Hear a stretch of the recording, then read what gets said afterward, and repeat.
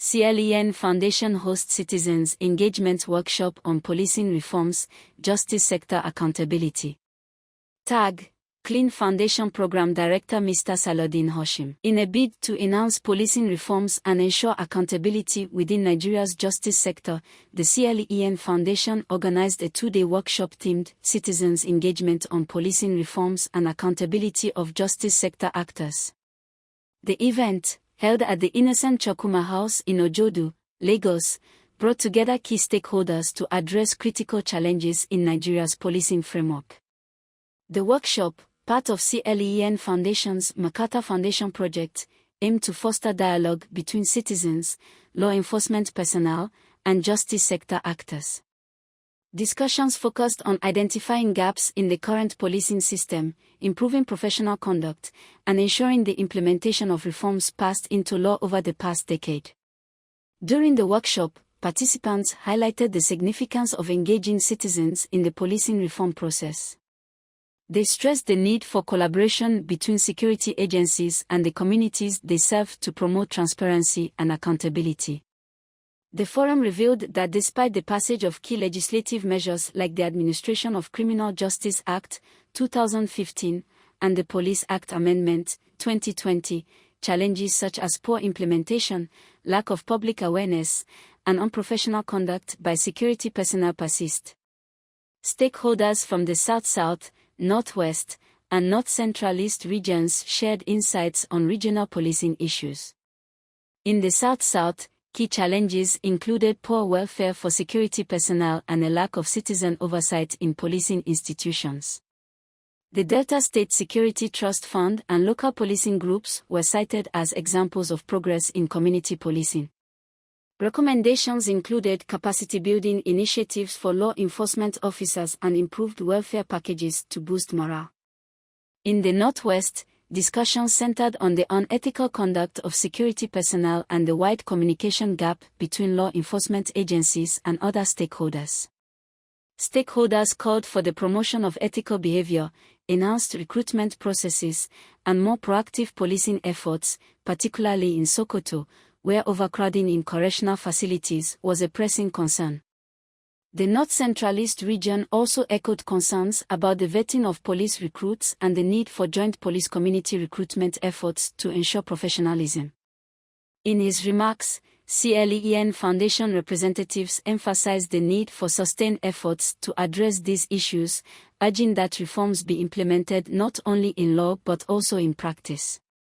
A key outcome of the workshop was the development of a Charter of Demand by participants, which outlined specific recommendations to address the identified challenges. The event concluded with a policy brief presentation summarizing the workshop's findings and recommendations. CLEEN Foundation aims to continue facilitating dialogue between citizens, security agencies, and justice sector actors to build public trust, improve law enforcement operations, and ensure that the justice system serves the community effectively.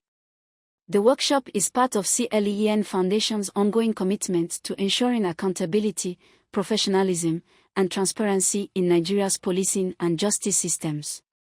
It's about the statutes. The findings suggest that the laws are still gender blind, that there are still provisions within the system that also does not support some gender responsive plan, particularly as it borders around the contemporary needs.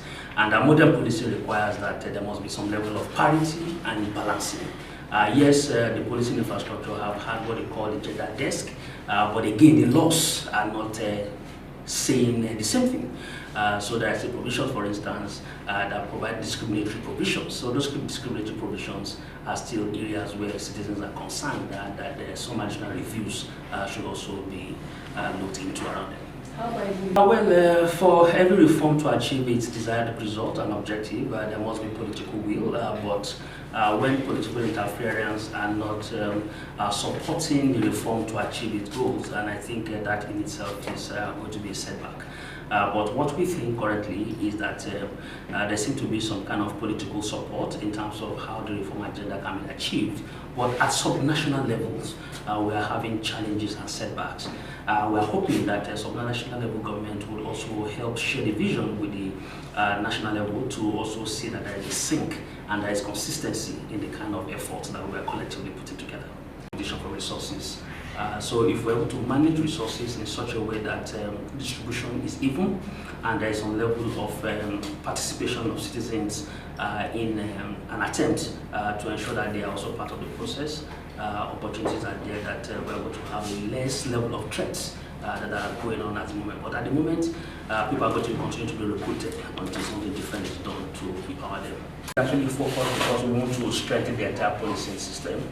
And because for us, we work with the policing system to be able to improve the kind of mandates that establish them to also respond to the needs of the local and the ordinary Nigerians. And one of the things that we have seen is that there is this concern that access to justice or access to security is actually something that is not being informed by human security needs, but by regime security. So for us is to complement the efforts of the state and particularly the policing institutions to be able to deepen the confidence of the people to say that look, policing and policing infrastructure is actually owned by the people and that the people have a role to play in supporting the entire process. And this event is actually one of them to disseminate some of the findings where we know and we have noted values that have been created by the policing infrastructure and what can be done differently so that they will see where the gaps exist and how they can actually bridge those gaps.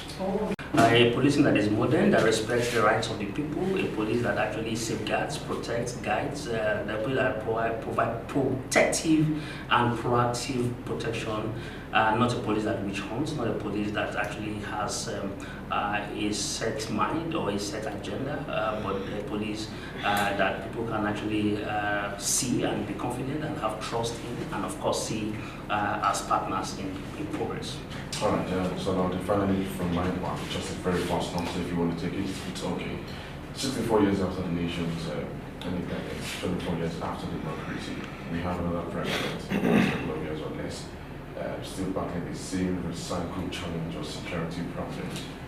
Is there something that Tinubu is doing presently that you think should be done differently? Because nothing seems to have changed. In fact, in the last couple of weeks, there's been a series of kidnappings in the southeast and some of several places. So some persons or some quarters will say that it's still the same merry-go-round and the president is confused. What is he doing at three times? Basically, it's about equipment, training, public trust, and most importantly, public trust is where the challenge really lies. And we believe very strongly that there are already some kind of attempts from different quarters to improve the confidence of citizens in policing and the entire policing infrastructure. That is actually working, but again, there must be some deliberate efforts that must be done and put in place to be able to ensure that we deepen this particular divide. To be very honest, the system is making all the efforts to put a reform pathway that will be owned by the people. But again, there are also tactical level challenges and setbacks, and those tactical level challenges are those everyday people, everyday police officers who interface with the people, who don't also share the vision with the strategic level officers. And I think that divide and contrast is where the challenges truly lies.